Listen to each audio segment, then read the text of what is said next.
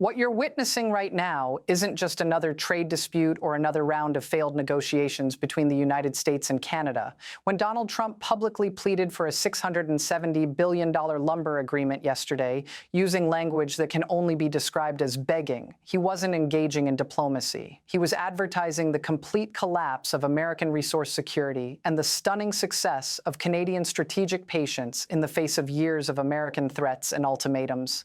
And when Mark Carney's response went viral within hours, breaking every engagement metric on social media platforms from Twitter to TikTok, it wasn't because he delivered a clever soundbite. It was because he crystallized in a single devastating moment the fundamental power shift that has been reshaping North American economics while most Americans weren't paying attention. I've spent decades analyzing how American economic leverage operates through institutional relationships, market access, and strategic partnerships that make cooperation profitable for everyone involved. What we're seeing today represents the systematic inversion of that entire framework, where America has become the desperate partner seeking accommodation from neighbors who no longer need American approval to prosper. The lumber crisis currently devastating American construction markets isn't just about supply shortages or price volatility. It's about the end of American assumptions that natural resources within North American geography are essentially American resources managed by foreign governments on America's behalf. And Trump's plea for Canadian lumber relief reveals just how catastrophically those assumptions have collapsed. Let me walk you through what actually happened here, because the surface story misses the profound institutional humiliation that this moment represents for American trade policy. Once you understand why Trump was reduced to begging and why Carney's response was so strategically brilliant, you'll see why this exchange may be remembered as the moment when American resource dependence became openly acknowledged rather than quietly managed. The official version sounds almost reasonable until you examine the context. Facing skyrocketing lumber prices that have made new home construction economically impossible for middle-class families. And with American forestry production unable to meet domestic demand, Trump proposed what his team euphemistically called a North American lumber security partnership with Canada. The framework would have guaranteed American access to Canadian lumber at prices significantly below current market rates, essentially subsidizing American construction costs through Canadian resource exports. The deal was structured as a 25-year commitment worth approximately $670 billion, with provisions for expanding harvesting rights on Canadian public lands and reducing environmental restrictions that limit extraction efficiency.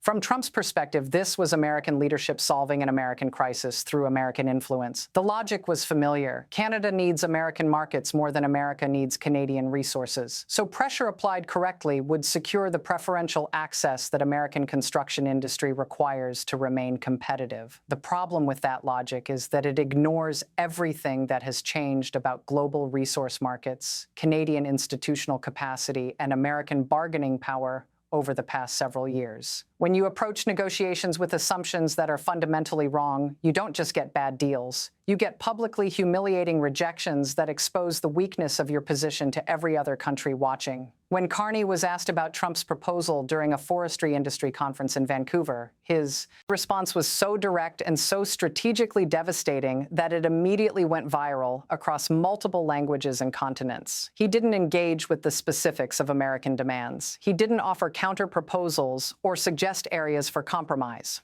Instead, he announced that Canada had just finalized long-term lumber export agreements with the European Union, Japan, South Korea, and a consortium of developing nations that would absorb Canada's entire exportable lumber capacity for the next 15 years. American access to Canadian lumber would now be subject to whatever remained after these more reliable partners had secured their commitments. Then came the moment that broke the internet. When asked whether Canada might reconsider if American offers improved, Carney smiled and said, "We've learned that partnership requires partners, not supplicants. Canada has found partners."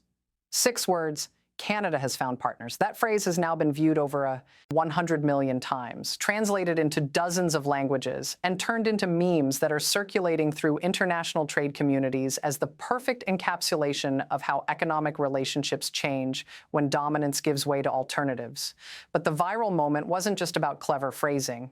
It was about the institutional competence that made such confident dismissal possible.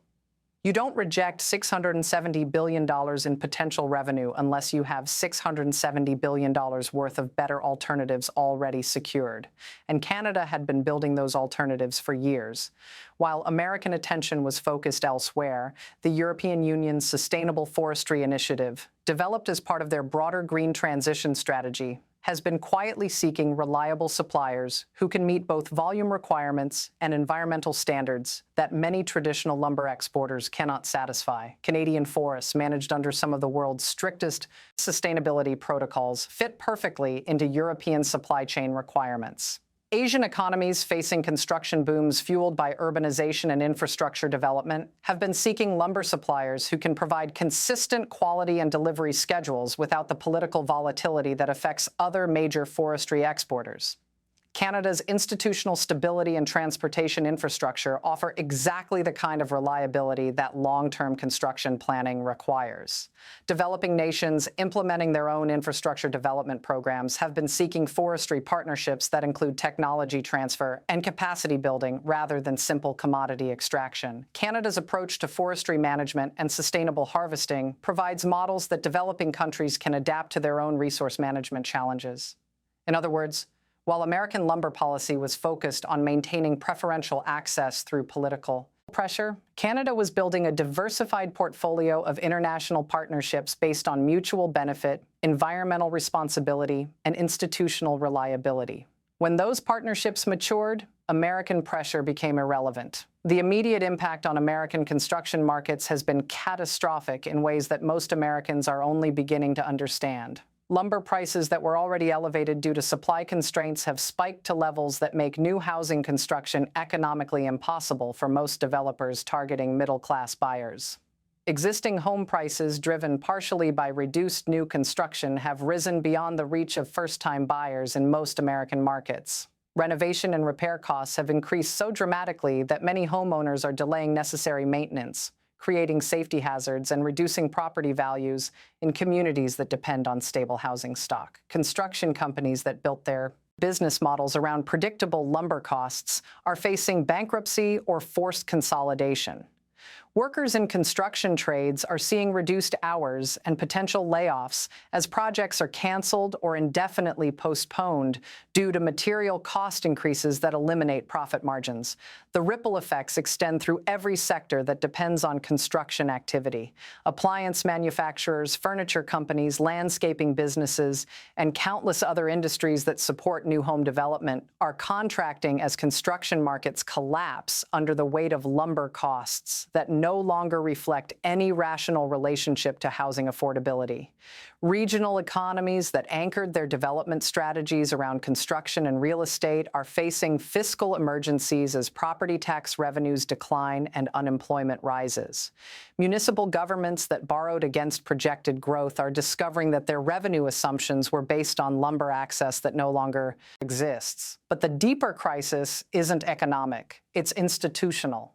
What Trump's plea for Canadian lumber reveals is the extent to which American resource security has become dependent on relationships that American policy has systematically undermined through years of threats, ultimatums, and assumptions of permanent dependence. The institutional sophistication required to orchestrate this kind of strategic realignment demonstrates something that American policymakers have consistently underestimated about Canadian planning capacity. This wasn't a reactive decision triggered by specific American policies. This was a proactive strategy designed to reduce Canadian vulnerability to American political volatility. Canadian forestry officials have been building alternative market relationships for years, investing in port infrastructure that can handle increased export volumes to non-American destinations, and developing supply chain logistics that reduce dependence on American transportation networks. The partnerships that Carney announced weren't emergency alternatives. They were carefully cultivated relationships that had been years in development. American intelligence services that fail to predict this strategic pivot face the uncomfortable reality that they cannot accurately assess the planning capabilities of America's closest ally. When your analytical frameworks can't anticipate the strategic choices of countries that share thousands of miles of border with you, your ability to understand the intentions of actual competitors becomes questionable. The constitutional implications reflect the same institutional inadequacy that has characterized American responses to resource challenges throughout this crisis. The American federal system was designed to manage resource allocation within a continental territory that could expand geographically when domestic supplies became insufficient. That system has never faced permanent resource constraints that require international cooperation with sovereign partners who possess superior alternatives. When vital American needs can only be met through agreements with foreign countries that have their own strategic priorities and their own democratic legitimacy, the constitutional framework encounters challenges it wasn't designed to address through traditional mechanisms. Previous lumber shortages were solved through increased domestic production, technological innovation, or territorial expansion that brought additional forestry resources under American control. The current lumber crisis can only be solved through international cooperation with partners who no longer consider American preferences determinative in their own resource allocation decisions. When those partners have better alternatives than American markets, constitutional tools designed to manage domestic challenges become irrelevant to international resource problems. Carney's strategic genius becomes clear when you understand this moment as part of a comprehensive economic realignment designed to demonstrate Canadian independence from American resource demands, while maintaining access to global markets through partnerships based on equality rather than subordination. The viral response didn't just reject American demands. It redefined the entire framework for resource diplomacy in North America. Instead of treating Canadian resources as American strategic reserves managed by Canadian institutions, Carney positioned Canadian resources as global assets allocated according to Canadian strategic priorities. This shift in framing has immediate practical consequences for every aspect of American resource planning. Energy, water, minerals, agricultural products, and advanced materials that American industries have long assumed would remain available through preferential partnerships are now subject to global market competition, where American reliability is just one factor among many. International markets have noticed this strategic realignment in ways that will constrain American options for years. Currency traders now factor Canadian resource independence into their models for North American economic integration. Commodity futures markets price in reduced American leverage over continental resource costs. Bond markets reflect increased risk premiums for American projects that depend on continued Canadian cooperation.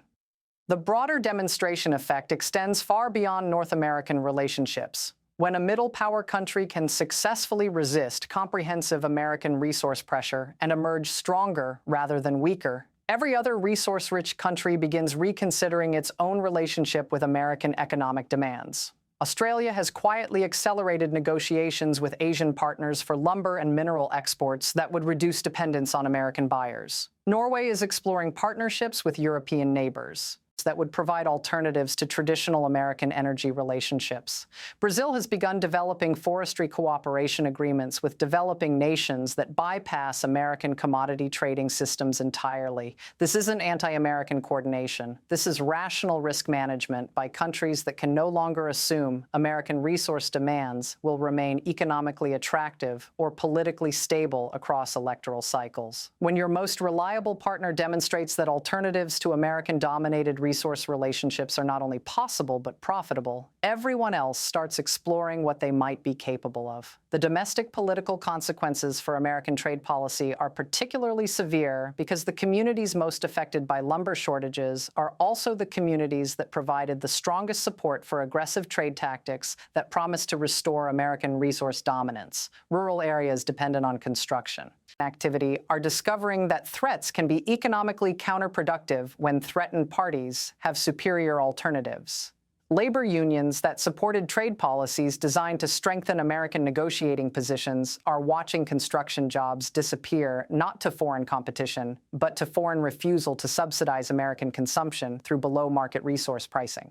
The cognitive dissonance between promised outcomes and actual results will be politically devastating for anyone associated with the failed approach. Regional politicians who promised that American strength would compel Canadian cooperation now face economic devastation in precisely the communities that believe those promises most strongly. The economic disruption will be concentrated in areas that voted for politicians who treated resource diplomacy as a zero-sum competition rather than a mutual benefit relationship. Industrial interests that bet their expansion strategies on continued preferential access to Canadian resources will face stranded investments and reduced competitiveness. The economic disruption will be severe enough to force congressional attention, but Congress will discover that legislative tools can't restore voluntary cooperation from partners who have developed superior alternatives to American relationships. From a strategic perspective, what's most troubling about this crisis isn't the immediate economic disruption, though that disruption will be severe. It's what this moment reveals about American institutional capacity to understand and respond to challenges that require partnership rather than pressure. When your approach to every resource challenge is to demand that partners absorb the costs of American problems, you're not building strategic relationships. You're advertising dependency while pretending to demonstrate strength. And dependency becomes visible the moment partners stop absorbing costs they never agreed to. Bear permanently. The technology and innovation dimension adds another layer of strategic significance that American lumber policy completely missed. Canadian forestry management doesn't just produce lumber. It produces sustainable lumber under environmental standards that increasingly matter to international buyers facing pressure from investors and consumers about supply chain responsibility. Canadian investment in forestry technology, sustainable harvesting techniques, and carbon management systems creates competitive advantages that translate directly into market access with partners who prioritize environmental compliance in their procurement decisions. American forestry practices constrained by political resistance to environmental regulation fell behind in sustainability metrics that matter to modern resource markets. The financial markets dimension reflects similar strategic choices. Canadian forestry operations operate under regulatory frameworks that provide predictable investment returns and stable operational environments. International investors increasingly prefer asset classes that don't require navigation of American political volatility or regulatory uncertainty. When investment capital flows toward more predictable alternatives, operational capacity follows. Canadian forestry infrastructure has been expanding precisely because international capital markets view Canadian forestry as a more attractive investment than comparable American operations, subject to political interference and regulatory unpredictability. The environmental dimension provides additional competitive advantages that go beyond pure economics. Canadian forests operate under management protocols that position them as carbon sinks rather than just lumber sources, creating additional revenue streams through carbon credit markets that American forestry operations cannot access due to regulatory uncertainty. This environmental positioning reinforces the economic and political advantages that drove international partners toward Canadian forestry relationships in the first place. Companies that source lumber from Canadian suppliers can market their products as more sustainably sourced while also benefiting from more reliable delivery schedules and lower political risk. Looking forward, the most concerning aspect of this lumber crisis isn't the immediate construction market disruption, though that disruption will reshape American housing markets for decades. It's what this moment reveals about American institutional incapacity to adapt to resource relationships that require respect for partner sovereignty rather than assumptions of partner subordination. When resource security becomes dependent on voluntary cooperation from partners who have developed alternatives to American relationships, American policy tools designed for managing subordinates become counterproductive when applied to equals. The more pressure America applies, the more attractive those alternatives become. Canada's lumber strategy demonstrates exactly this dynamic in action. Every American threat or ultimatum provided additional justification for Canadian officials to accelerate alternative partnership development. Every assumption of permanent Canadian dependence created incentives for Canadian independence. Every demand for preferential access motivated Canadian efforts to diversify market relationships. The path back to competitive American resource relationships won't come through louder demands or more creative threats against Canadian forestry management. It will come through rebuilding the institutional competence that makes American partnership attractive rather than extractive. That means environmental standards that position American forestry as sustainable rather than simply cheap. It means regulatory frameworks that provide investment predictability rather than political volatility. It means trade policies that treat resource partners as equals rather than subordinates, whose primary function is solving American problems. Whether American political institutions can sustain that kind of fundamental reorientation remains to be seen. But until they can, we should expect more moments like this one, where American assumptions about resource access meet Canadian realities about alternatives, and America discovers that begging is not an effective substitute for partnership. The choice facing American lumber policy isn't whether to compete with Canadian partnerships. Those partnerships are already operational and already serving markets that American suppliers can no longer access on competitive terms. The choice is whether to rebuild American forestry relationships based on mutual benefit or to accept permanent disadvantage in resource markets that were once American-dominated but are now Canadian-controlled.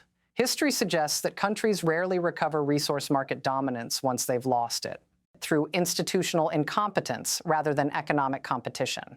The fact that Canada managed this transition while maintaining diplomatic relations makes the American failure all the more remarkable and all the more difficult to reverse through anything except genuine institutional reform. Trump's plea for Canadian lumber wasn't just a negotiating tactic. It was an admission that American resource security now depends on Canadian generosity rather than American power. Carney's response wasn't just a rejection. It was a demonstration that generosity is no longer necessary when partnership alternatives are available. The internet broke because people recognized that 6 Words had just announced the end of an era where American resource needs determined Canadian resource allocation. Canada has found partners doesn't just describe new trade relationships. It describes a new international order where middle powers can choose their own economic partners based on their own strategic priorities rather than accommodating the demands of larger but less reliable neighbors.